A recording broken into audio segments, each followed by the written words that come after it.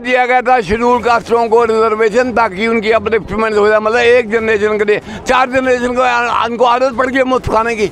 हर जगह राष्ट्रपति तक हमारा शेड्यूल कास्ट है। जो नंबर 1 दुश्मन की पार्टी है, जो आरक्षण खत्म कर रही है, उनको गाली बाद में देते हैं, पहले गाली उसको देते हैं जो हमें कुछ दिया। गाली गलौज की भाषा, उत्तेजक भाषा का इस्तेमाल करके अपने साथ में रोकना चाहते। जिस तरह से मुसलमानों को दिखा के हिंदुओं को इकट्ठा किया गया, बर्बाद तो हिंदू हुए, मुसलमान की क्या बर्बादी हुई? मैं तो नहीं समझता हूँ ज्यादा बर्बादी हुई। जितेंद्र मेघवाल को लेकर आपका कोई बयान नहीं है, कोई टिप्पणी नहीं है? अगर कानून काम नहीं करेगा, मैं सबसे पहले रहूंगा कि विरोध करूंगा। तो कहाँ काम कर रहा सर? कोई कानून काम कर रहा है। जो दूसरे दर्जे का नागरिक जरूर बना दिया गया, लेकिन नौकरी तो हिंदुओं की गई। 60 लाख अगर इस देश के अंदर उद्योग धंधे बंद हुए तो हिंदुओं के बंद हुए। बेरोजगार अगर बच्चे हैं तो हिंदुओं के हुए।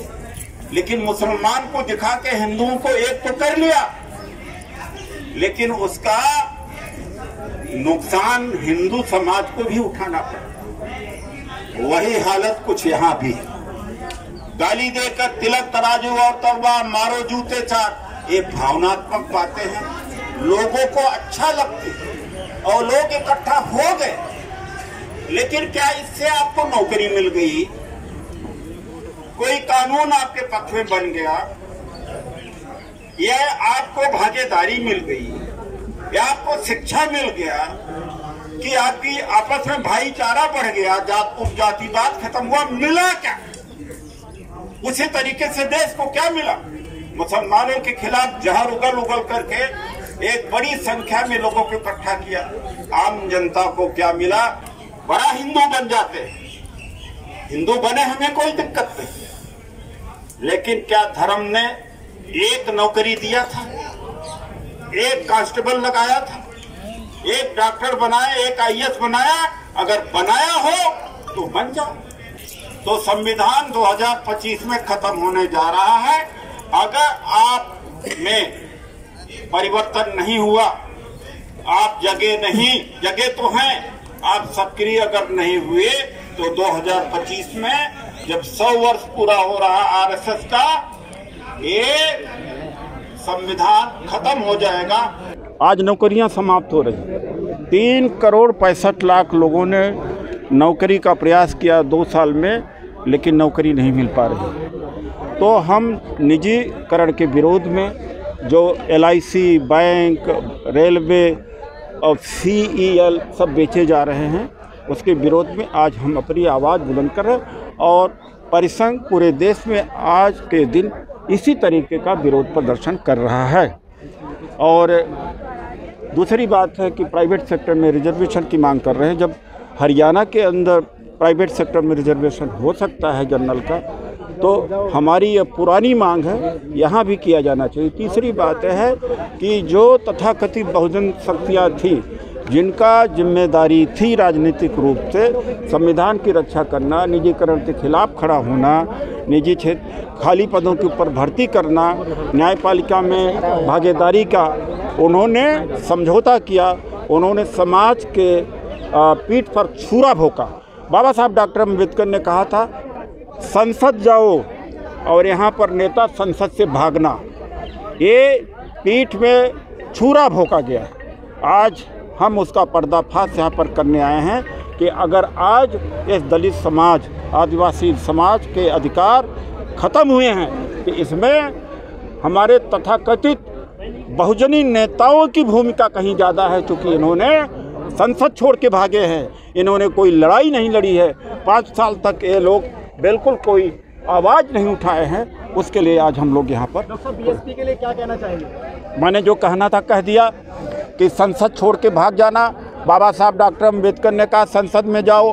अंगुली इस तरफ से दिखाई गई थी और मायावती जी अंगुली इधर कर लिया। सर, आप लोगों की लड़ाई मायावती से है या फिर दूसरी शक्तियों से? इसलिए मायावती से इसलिए है कि हमारी जो बड़ी शक्ति का लेकर के उस शक्ति का समर्थन मनुवादियों को दिया। वो शक्ति हमारे पास होती तो हम लड़ ले होते। इसलिए लड़ाई है। उन शक्तियों को, उन समर्थकों को आँख खोलना चाहिए कि उन्हीं की वजह से आज वो भी मर रहे हैं और सभी मर रहे हैं, इसलिए लड़ाई। आपने कहा नीला पट्टा डालकर कुछ लोग चले जाते हैं, सर आप भी तो गए थे हाथरस। देखिए, नीला पट्टा डालकर मुद्दे की लड़ाई लड़ना एक अलग बात है, वो हमारा एक मुद्दा है, लेकिन आरक्षण की लड़ाई, खाली पदों के भर्ती की लड़ाई, न्यायपालिका में, ये भी तो हम लड़ते रहे पूरे जीवन। तो गए अरे भाई, पूरे जीवन ये लड़ते रहे, एक हिस्सा वो भी है। मैं केवल हंगामा करना नहीं चाहता।